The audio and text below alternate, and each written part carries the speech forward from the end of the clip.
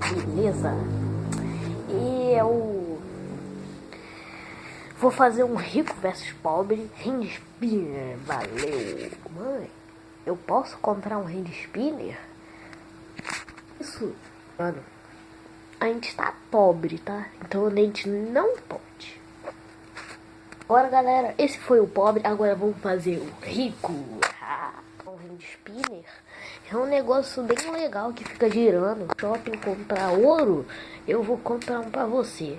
Agora, galera, vamos fazer o rico e o pobre ganhando hand spinners. Vambora. Tum, tum, tum, tum. Filho, chega.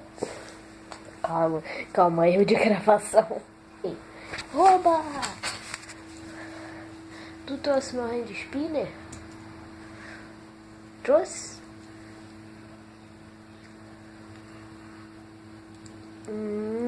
Bem legal, obrigado. Mas ele é meio estranho. Legal, obrigado. Pum, pum, pum, pum, pum. Filho, cheguei. Eba! A senhora trouxe meu hand spinner? Trouxe.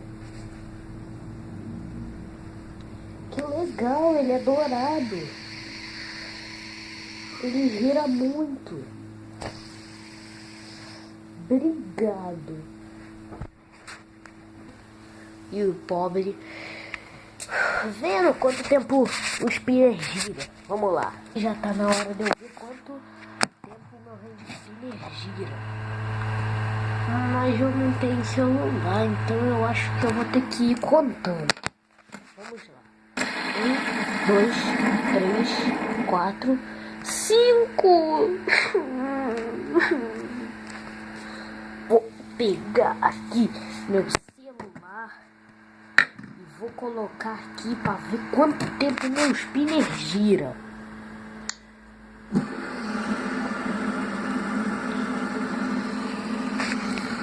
Duas horas depois. Caraca, ele ainda tá girando até isso. Meu Deus, é muito.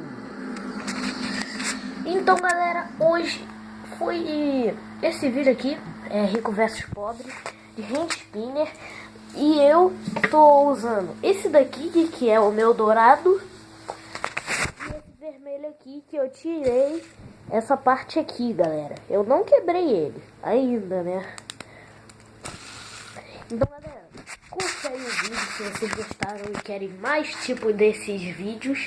Valeu, falou e fui!